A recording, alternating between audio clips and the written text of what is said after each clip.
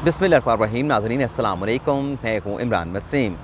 नाज़रीन आज 12 अप्रैल है, दिन है मंगल का और साल 2022। आज के प्रोग्राम में एक बड़ी अहम ख़बर पर आप नाज़रीन के साथ गुफ्तगू करेंगे। बात आपके साथ ये करनी है कि जब 9 अप्रैल को सब कुछ साबिक़ वज़ीर आज़म इमरान ख़ान की प्लानिंग के मुताबिक, उनकी सियासी मनसूबाबंदी के मुताबिक, उनकी हिकमत अमली के मुताबिक चल रहा था, तो फिर अचानक से 9 अप्रैल को वज़ीर आज़म हाउस में अचानक ऐसा क्या होता है जिस पर इमरान ख़ान साहब जो हैं वज़ीर आज़म हाउस को छोड़ के बनी गाला रवाना हो जाते हैं। 9 अप्रैल को 10:30 बजे वज़ीर आज़म हाउस में ऐसी क्या पेशरफ्त होती है, ऐसी क्या डेवलपमेंट होती है और ऐसी क्या सरगर्मियाँ होती हैं जो इमरान ख़ान साहब को इस बात पर मजबूर कर देती हैं कि वो फ़ौरी तौर पर वज़ीर आज़म हाउस को छोड़ें और बनी गाला रवाना हो जाएं। आज के इस प्रोग्राम में इस खबर पर तफसील से आप नाज़रीन के साथ गुफ्तगू करेंगे और फिर ये भी आपको बताएंगे कि पाकिस्तान पर डॉलरों की बरसात होने का क्या मामला है। लेकिन इससे पहले दो मुख्तसर सी अहम ख़बरों की तफसीलात आप नाज़रीन के साथ मैं शेयर करना चाहूँगा। एक तो नाज़रीन ख़बर ये है, बल्कि आज की ताज़ा ख़बर ये है कि आज़ाद कश्मीर के वज़ीर आज़म अब्दुल क़य्यूम नियाज़ी के ख़िलाफ़ भी अदम एतमाद की तहरीक आज़ाद कश्मीर की असम्बली में जमा करवा दी गई है और उस अदम एतमाद की तहरीक में यह कहा गया है कि अब्दुल क़य्यूम नियाज़ी जो हैं वो आज़ाद कश्मीर का जो ऐवान है, जो असम्बली है, उसका एतमाद खो बैठे हैं। और जिन अरकान की जानिब से ये अदम एतमाद की तहरीक जमा करवाई गई है वो आज़ाद कश्मीर की जो काबीना है, उसके जो सीनियर तरीन वज़ीर हैं सरदार तनवीर अयास, उन्हें नया वज़ीर आज़म बनवाना चाहते हैं। और ये नाज़रीन कोई पहली डेवलपमेंट नहीं, वफाक से इमरान ख़ान साहब की हुकूमत के ख़ात्मे के बाद ये पहली डेवलपमेंट है कि जो आज़ाद कश्मीर में हुई है। पंजाब में आपके साथ मामला कुछ दिनों के बाद जो है वो तय हो जाएगा। वहाँ पर इस बात का इम्कान मौजूद है, गालिब इम्कान मौजूद है कि हमज़ा शहबाज शरीफ जो है वो अगले नए वज़ीर आला पंजाब बन जाएंगे। और उसके बाद फिर बारी आएगी गिलगित बल्तिस्तान की भी। गिलगित बल्तिस्तान में भी ज़रा ये बता रहे हैं कि वहाँ पर भी जो पाकिस्तान तहरीक-ए-इंसाफ़ की हुकूमत है उसको तब्दील करके कोई नया सेटअप जो है वो लाया जाएगा, कोई नया सेटअप जो है वो मुतारफ़ करवाया जाएगा। दूसरी जो ख़बर आपके साथ हमने शेयर करनी है वो नाज़रीन ये है कि जो मोहसिन बेग के घर छापा मारने का मामला था, मोहसिन बेग की गिरफ़्तारी का मामला था और इसके तनाज़ुर में जो मोहसिन बेग ने FIA के अहलकारों के ख़िलाफ़ मुकदमे के इंदराज की दरख्वास्त जो दायर की थी लोअर कोर्ट में, और जहाँ मातहत अदालत ने बाकायदा FIA के उन अफसरान के ख़िलाफ़ मुकदमा दर्ज करने का हुक्म दिया था, आज इस केस की इस्लामाबाद हाई कोर्ट में समाअत हुई। क्योंकि लोअर अदालत का जो फ़ैसला था उसे लोकल इंतज़ामिया की जानिब से इस्लामाबाद हाई कोर्ट में चैलेंज किया गया था। तो आज इस्लामाबाद हाई कोर्ट में चीफ जस्टिस अतर मिनल्ला जो इस केस की समाअत कर रहे थे, उनसे मोहसिन बेग के वकील लतीफ़ खोसा ने कहा कि हम ये जो GIT है जो इस छापे से मुतल्लिक़ तहक़ीक़ात कर रही है, हम इस GIT को नहीं मानते। इस मामले पे जुडिशल कमीशन बनाया जाए और पता चलाया जाए कि यह गैर कानूनी छापा किसके कहने पर, किसके दबाव पर मोहसिन बेग के घर पे मारा गया और क्यों जो है ये FIA के हुकाम जो है किसके कहने पर मोहसिन बेग को गिरफ़्तार करना चाहते थे। तो इस पर चीफ जस्टिस अतर मिनल्ला ने कहा है कि आप जो कह रहे हैं, आपको जो इस्लामाबाद पुलिस की GIT है उस पर यकीन रखना चाहिए, उस पर एतमाद होना चाहिए और जो इस्तदा की गई कि जुडिशल कमीशन बनाया जाए, वो इस्तदा जो है वो इस्लामाबाद हाई कोर्ट के चीफ जस्टिस ने मुस्तरद कर दी है। और इस्लामाबाद पुलिस से इस छापा मारने पर और मोहसिन बेग की गिरफ़्तारी के मामले पर 2 हफ़्तों में GIT की जो रिपोर्ट है वो हतमी रिपोर्ट जो है वो तलब कर ली गई है। अब हम बात कर लेते हैं कि जब 9 अप्रैल को सब कुछ इमरान ख़ान साहब की प्लानिंग के मुताबिक चल रहा था। वैसे सबसे पहले तो आपको प्लानिंग बता देते हैं कि 9 अप्रैल को सुप्रीम कोर्ट के हुक्म की रोशनी में स्पीकर असद कैसर की जानिब से कौमी असम्बली का इजलास जो है वो बुलाया गया। 6 निकाती एजेंडा जारी किया गया जिसमें अदम एतमाद की तहरीक पर वोटिंग भी शामिल थी। लेकिन 9 अप्रैल को कौमी असम्बली के इजलास से पहले 8 अप्रैल को यह ख़बर मीडिया के ज़रिए आवाम तक पहुँच चुकी थी कि ख़ान साहब की हिकमत अमली ये है कि 9 अप्रैल को अदम एतमाद की तहरीक पर वोटिंग नहीं करवाई जाएगी और जो स्पीकर हैं वो पाकिस्तान तहरीक-ए-इंसाफ़ के अरकान को बारी बारी मौका देंगे ताकि वो जो गैर मुल्की मरासला है उस पर वो लंबी लंबी तकरीरें कर सकें। और मकसद यही था, मतमा नज़र यही था कि जो भी हो जाए 9 अप्रैल को इस इजलास में अदम एतमाद की तहरीक पर वोटिंग नहीं करवाई जाएगी और मुतहदा अपोजिशन को जितना हो सका, जितने दिन हो सका उन्हें इंतज़ार करवाया जाएगा। लेकिन यहाँ पर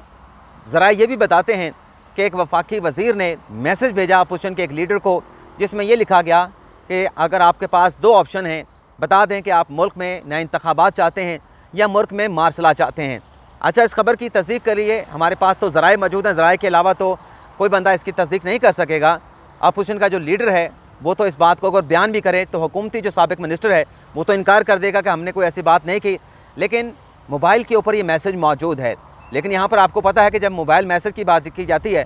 तो उसे भी कह दिया जाता है कि फैब्रिकेटेड मैसेज बनाया गया है, चाहे वो ओरिजिनल मोबाइल के अंदर क्यों मौजूद ना हो। लेकिन नाज़रीन, इस खबर की तस्दीक एक सोर्स से भी होती है, क्योंकि एक सहाफ़ी ने दावा किया है कि मैंने एक इमरान खान साहब के साबिक मुशीर के साथ, मुआविन ख़ुसूसी के साथ रब्ता किया और उनसे ये पूछा कि अगर आप अदम एतमाद की तहरीक पर 9 अप्रैल को वोटिंग नहीं करवाएंगे तो इससे क्या होगा, आपको किस बात की उम्मीद है, आप किस बात की एक्सपेक्टेशन लगा के बैठे हैं कि आप जीत जाएंगे। क्योंकि खान साहब बार बार कह रहे थे, जो उनकी 9 अप्रैल को सहाफ़ियों के साथ मुलाकात भी हुई, खान साहब ये कहते रहे, बड़े पुरएतमाद भी नजर आए कि मैं आखिरी बाल तक खेलूँगा। लेकिन सहाफ़ी के पूछने पर उस मामले ख़ुसूसी ने यह बताया कि जब 9 अप्रैल को अदम एतमाद की तहरीक पर वोटिंग नहीं करवाई जाएगी तो फिर मारगला की पहाड़ियों से, मारगला के जंगलात से कुमक आएगी और वो कुमक सारी बाजी को पलट देगी। यानी खान साहब ये चाह रहे थे कि अदम एतमाद की तहरीक पर जब ताख़ीर की जाएगी, अदम एतमाद की तहरीक पर वोटिंग नहीं करवाई जाएगी तो मुल्क में मार्शल लॉ लग जाएगा, ना हमारी हुकूमत रहेगी और ना शहबाज शरीफ को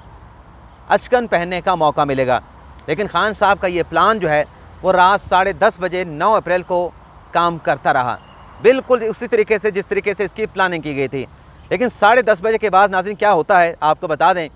क्योंकि 9 अप्रैल को जब पहले इजलास शुरू हुआ 10:30 बजे के से थोड़ी ताख़ीर के बाद, तो स्पीकर साहब ने इजलास को बग़ैर किसी वजह से, कहा गया कि ऐवान में जो है वो हुल्लड़बाजी हो रही थी। मैं उस वक्त ऐवान के अंदर जो प्रेस गैलरी वहाँ पर मौजूद था, इतनी ज़्यादा हुल्लड़बाजी नहीं थी कि उसको बुनियाद बनाकर कौमी असम्बली का इजलास जो है मुलतवी कर दिया जाता, लेकिन स्पीकर साहब ने कर दिया। उसके बाद ज़ोहर की नमाज के बाद जो है वो इजलास का बाकायदा आगाज़ हुआ और अफ्तार तक ये इजलास चलता रहा। और अफ्तार से कुछ देर पहले स्पीकर साहब ने इस इजलास को अफ्तार के बाद तक मुलतवी कर दिया। और फिर अफ्तार के बाद जब इजलास शुरू हुआ तो थोड़ी देर के बाद स्पीकर कैसर साहब ने इसे 10:30 बजे तक मुलतवी कर दिया गया। और इससे पहले हम अपने ट्विटर पर यह खबर अपने फॉलोअर को दे चुके थे कि इमरान खान साहब ने आज 9 बजे जो है वफाकी काबीना का इजलास बुला लिया है। तो हमने खबर यह दी थी कि 9 बजे तक तो ये बात तो श्योर हो चुकी है, ये बात यकीनी हो चुकी है कि अदम एतमाद की तहरीक पर वोटिंग नहीं करवाई जाएगी। क्योंकि उससे पहले अगर अदम एतमाद की तहरीक पर वोटिंग होती है तो खान साहब वफाकी काबीना का इजलास की सदारत किस तरह से कर सकते हैं, क्योंकि अदम एतमाद की तहरीक कामयाब होने की सूरत में वफाकी काबीना ने तहलील हो जाना था, इमरान खान साहब ने वज़ीर आज़म से साबिक वज़ीर आज़म बन जाना था। और फिर 9:30 बजे से पहले 9 बजे जो है वो खान साहब की सरबराही में वफाकी काबीना का इजलास होता है और मुख्तसर ये इजलास जो है वो चलता है और उसके बाद ये इजलास ख़त्म कर दिया जाता है। लेकिन इस इजलास से सनसनी ये ज़रूर पैदा होती है कि वफाकी काबीना का ऐन इस मौके पर इजलास बुलाकर इमरान खान साहब क्या करना चाहते हैं। क्या इमरान खान साहब किसी को डीनोटिफाई करना चाहते हैं और किसी नए का नोटिफिकेशन जारी करना चाहते हैं। लेकिन वफाकी काबीना के इजलास में जो कुछ हुआ, कोई ऐसी सनसनी की खबर सामने नहीं आई, लेकिन अफवाहें चलती रहीं, अफवाहों की तरदीद भी होती रही। लेकिन इसके साथ एक खबर और भी सामने आई। वो खबर ये थी कि खान साहब ने वफाकी काबीना के इजलास के साथ सीनियर सहाफ़ियों को मुलाकात के लिए बुलाया। ये भी बड़ी मानी खेज़ खबर थी, एक बड़ी खबर थी कि एक ऐसे मौके पर जब अदम एतमाद की तहरीक पर वोटिंग नहीं हो रही, वफाकी काबीना का इजलास बुला लिया गया, सहाफ़ियों को मदऊ कर लिया गया और सहाफ़ियों को बुला के खान साहब क्या कहना चाहते हैं। लेकिन आज ज़रा ये बताते हैं कि वफाकी काबीना का इजलास ख़त्म हो जाता है, खान साहब की सहाफ़ियों के साथ मुलाकात होती है, खान साहब बड़े पुरएतमाद नज़र आते हैं। लेकिन एक सहाफ़ी ने खान साहब से ये पूछा कि आप आखिरी गेंद तक खेलने की बात कर रहे हैं, आपकी जो नज़रसानी की पटिशन है वो तो सुप्रीम कोर्ट ने इंटरटेन ही नहीं की, वो तो दरख्वास्त दायर ही नहीं हो सकी, तो आप किस तरह से रिलीफ हासिल करने की बात कर रहे हैं, आप किस तरह से बाजी पलटने की बात कर रहे हैं। तो खान साहब अचानक से चौंक जाते हैं। यानी खान साहब को बताया गया था कि जो नज़रसानी है 7 अप्रैल के सुप्रीम कोर्ट के फैसले के ख़िलाफ़, जिसमें डिप्टी स्पीकर की रूलिंग को कलअदम करार दिया गया, उस पर नज़रसानी दायर हो चुकी है। लेकिन खान साहब को जब ये पता चलता है कि नज़रसानी दायर नहीं की गई तो खान साहब इस पर हैरान होते हैं। लेकिन खान साहब का एतमाद कम नहीं होता और फिर उसी मीटिंग के दौरान जब सहाफ़ियों के साथ सवाल जवाब का सेशन चल रहा होता है खान साहब का, वज़ीर आज़म हाउस से एक बंदा जो है वो खान साहब के पास आता है और उनके कान में आकर कुछ बात कह के चला जाता है और खान साहब उसे कहते हैं कि 10 मिनट तक मैं वज़ीर आज़म हाउस में आ रहा हूँ। और इस दौरान नाज़रीन जिन हेलीकॉप्टर्स की बात की जाती है वो वज़ीर-ए-आज़म हाउस में पहुँच चुके होते हैं। और उसके बाद फिर 10 मिनट के बाद फिर वो शख्स आता है और खान साहब को बुलाता है कि आप वज़ीर-ए-आज़म हाउस में चलें, और खान साहब सहाफ़ियों के साथ वो मुलाकात बर्खास्त करके चले जाते हैं। और जैसे खान साहब जाते हैं तो जो मुलाकात के लिए सहाफ़ी आए हुए थे वो अपने अपने चैनल को इस मुलाकात का अहवाल रिपोर्ट करते हैं, उस पर बीपर्स देते हैं और मुल्क के अवाम को बताते हैं कि उनकी खान साहब के साथ क्या मुलाकात हुई, क्या सवालात पूछे गए, उन सवालों का खान साहब ने क्या जवाब दिया। इस दौरान नाज़रीन सहाफ़ी वज़ीर-ए-आज़म हाउस से चले जाते हैं। जो स्पीकर हैं असद कैसर, वो वज़ीर-ए-आज़म हाउस में पहुँचते हैं क्योंकि कौमी असम्बली का इजलास जो है वो 10:30 बजे तक मुलतवी किया जाता है, और जो कुछ भी होता है नाज़रीन वो 10:30 बजे के बाद होता है या 10 बजे के बाद होता है। स्पीकर असद कैसर वज़ीर-ए-आज़म हाउस पहुँचते हैं, उनके साथ वज़ीर दिफ़ा परवेज़ खटक होते हैं, और वहाँ वो इमरान खान के साथ मुलाकात करने के बाद वापस जो है वो कौमी असम्बली के ऐवान में चले जाते हैं। और फिर कौमी असम्बली में जाकर स्पीकर असद कैसर साहब जो हैं अपने मुस्तफ़ी होने का ऐलान कर देते हैं। लेकिन पीछे से नाज़रीन डेवलपमेंट ये होती है कि वज़ीर-ए-आज़म हाउस में जिस तरह से BBC की स्टोरी आई कि वहाँ पर कुछ बड़े घर के लोग पहुँचे, रावलपिंडी के लोग पहुँचे, और वहाँ पे जो है पूरा यरगमाल बना लिया गया, जिसकी बाद अज़ां जो है वो तरदीद भी कर दी गई। और फिर ये शहर इक़्तिदार में अफ़वाहें भी चलती रहीं कि सेक्रेटरी दिफ़ा को कहा गया कि आप समरी तैयार करें नए आर्मी चीफ की तैनाती की, लेकिन ये भी बताया गया कि वो ख़बर भी दुरुस्त नहीं थी। और फिर ये ख़बर भी चलती रही कि खान साहब किसी को नोटिफाई करना चाहते थे, किसी को डी नोटिफाई करना चाहते थे, लेकिन इस खबर की भी जो है वो हुकूमती हलकों की जानिब से, साबिक़ हुकूमती हलकों की जानिब से इसकी तस्दीक नहीं बल्कि तरदीद कर दी गई। लेकिन आज ज़रा ये बताते हैं कि जब इन सारी ख़बरों की तरदीद की जा रही है और 10:30 बजे तक खान साहब बड़े पुरएतमाद नज़र आ रहे थे, बड़े उनका एक स्पिरिट जो है वो दिखाई दे रहा था, और वो आखिरी बाल तक खेलने की बात कर रहे थे, जाने की बात नहीं कर रहे थे, और मार्शला की बात जो है वो की जा रही थी कि कुमक आ जाएगी कुछ मारगला की पहाड़ियों से, मारगला के जंगलात से। तो फिर सवाल ये पैदा होता है कि फिर 10:30 बजे के बाद अचानक ऐसा क्या होता है कि स्पीकर असद कैसर साहब जो हैं वो कौमी असम्बली के ऐवान में जाके मुस्तफ़ी होने का ऐलान कर देते हैं और याद सादिक को अपनी सीट पे बिठा देते हैं, जबकि डिप्टी स्पीकर कासिम सूरी दस्तयाब होते हैं। और आपको पता है कि कल जो नए वज़ीर-ए-आज़म का इंतखाब हुआ है उसको पहले चेयर करने के लिए डिप्टी स्पीकर कासिम सूरी आए थे, लेकिन फिर कासिम सूरी साहब ने जिस तरीके से एक छोटी सोच का मुज़ाहरा किया कि मैं तो नहीं बैठ सकता, जो इल्ज़ामात लगाए गए हैं, और ख़ुद चले जाते हैं, या सादी को बिठा देते हैं। और फिर उसी तरह का हमने एपिसोड जो है वो ऐवान सदर में भी देखा कि सदर मुमलिकत जो कि वफाक की अलामत होता है, उसका किसी सियासी जमात के साथ ताल्लुक़ नहीं होता, वो कहता है मैं अलील हो गया हूँ। और फिर शहबाज शरीफ से हल्फ लेते हैं चेयरमैन सेनेट सादिक संजरानी। ये भी बहुत सारा एक सवाल हमारे सामने है कि आइनी ओहदों पर बैठे जो लोग हैं जिनकी आइनी ज़िम्मेदारियाँ हैं, वो अपने लीडरान को खुश करने के लिए, अपने सियासी लीडरान को खुश करने के लिए किस तरह से अपनी जो आइनी ज़िम्मेदारियाँ हैं उससे वो पसे पुश डाल सकते हैं, उससे वो बच निकल सकते हैं, उससे वो वाइड कर सकते हैं, गुरेज कर सकते हैं। लेकिन बहरहाल ज़रा ये बताते हैं कि 10:30 बजे के बाद जो खान साहब हैं, जो कौमी असम्बली के ऐवान में तकरीर भी करना चाहते थे, उन्हें मौकलान घेर लेते हैं। मौकलान उन्हें वज़ीर-ए-आज़म हाउस से उठाकर बनी गाला पहुँचा देते हैं, और मौकलान जो हैं वो खान साहब जो चाह रहे थे कि वो जाएँ और कौमी असम्बली के ऐवान में उस गैर मुल्की मरासले पर गुफ्तगू करें, तकरीर करें, और एक फिर दोबारा से वही पहले वाला महाज जो है क्रिएट करने की कोशिश करें, मौकलान उन्हें इजाज़त नहीं देते कि आपको कौमी असम्बली के ऐवान में नहीं जाने दिया जाएगा।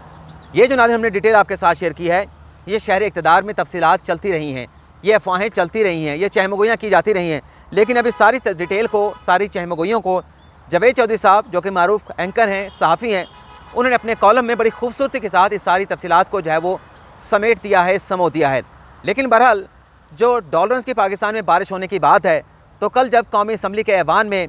शहबाज शरीफ साहब जो हैं वो 23वें वज़ीर-ए-आज़म मुंतखब होते हैं, तो उन्होंने जो तकरीर की, उनकी तकरीर से जो मैंने बातें नोट की, 13 उन्होंने ऐलानात किए, लेकिन मैं सिर्फ 2 ऐलान आपके सामने रखूँगा, जिससे बज़ाहिर ऐसा लगता है कि आइंदा आने वाले दिनों में पाकिस्तान में डॉलरों की बारिश होने का इम्कान है। क्योंकि शहबाज शरीफ साहब ने अपनी तकरीर में सऊदी अरब के हवाले से बड़े